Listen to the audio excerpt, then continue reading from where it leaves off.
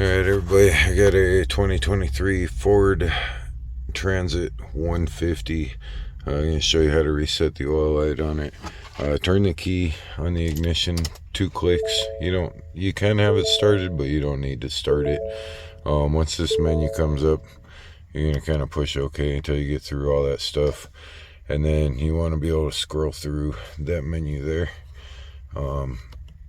So just hit the up and down on the OK here, and then you're going to go to the settings one, which is the 2 little gears, see that, and then hit OK,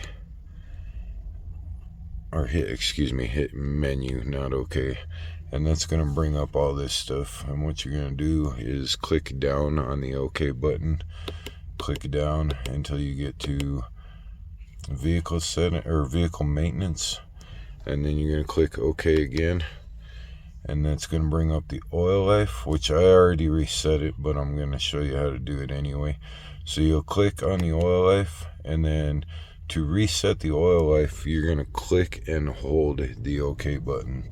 So you just click and hold it, and it'll reset it. Bam. And then everything's back to normal, and then you come back out of that into your normal menu.